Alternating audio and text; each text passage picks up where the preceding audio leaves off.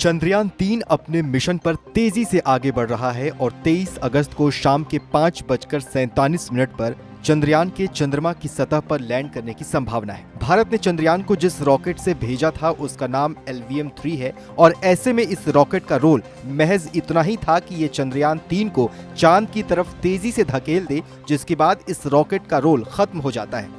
ऐसे में सवाल है कि चंद्रयान को चांद की तरफ भेजने के बाद इस रॉकेट का क्या हुआ। दरअसल ये रॉकेट कभी भी लौटकर पृथ्वी की सतह पर नहीं आते हैं और चंद्रयान 3 को चांद पर पहुंचाने वाला रॉकेट LVM-3 भी कभी भी लौटकर पृथ्वी पर नहीं आएगा। अंतरिक्ष यान तो वापस धरती पर आ जाते हैं, लेकिन रॉकेट कभी भी वापस नहीं आते हैं। ऐसे में सवाल ये उठता है कि आखिर इन रॉकेट का क्या होता है और ये कहाँ जाते हैं।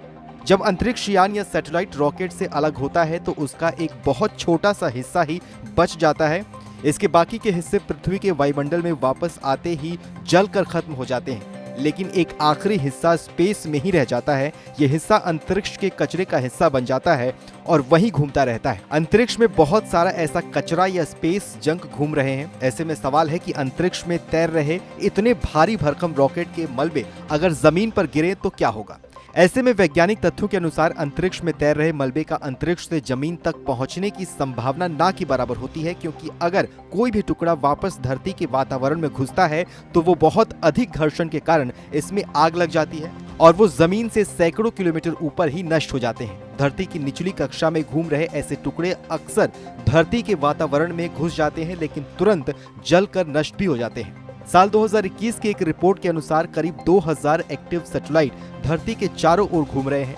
ये वो सैटेलाइट है जिनका अब भी धरती से संपर्क है और वो अपना काम कर रहे हैं। इसके अलावा 3000 डेड सैटेलाइट भी मौजूद हैं जिनका काम पूरा हो चुका है या जिनका संपर्क धरती से टूट चुका है। ऐसे में ये सैटेलाइट अंतरिक्ष के कचरे के रूप में इधर उधर तैर रहे हैं। चंद्रयान 3 को ले जाने वाला LVM-3 रॉकेट भी अब तक अंतरिक्ष के कचरे में तब्दील हो चुका है और वो ऐसे ही सैकड़ों सालों तक अंतरिक्ष में तैरता रहेगा। इसरो के द्वारा दी गई जानकारी के मुताबिक आज यानी 18 जुलाई की दोपहर 2 से 3 के बीच में चंद्रयान 3 सफलतापूर्वक अपनी तीसरी कक्षा में प्रवेश कर चुका है। चंद्रयान 3 के ऑर्बिट में अगला बदलाव 20 जुलाई को दोपहर इसी समय पर होगा। रिपोर्ट के मुताबिक चंद्रयान 3 अपने तय समय से ही लक्ष्य की तरफ तेजी से आगे बढ़ रहा है और इसमें लगाए गए सभी यंत्र ठीक ढंग से काम कर रहे हैं।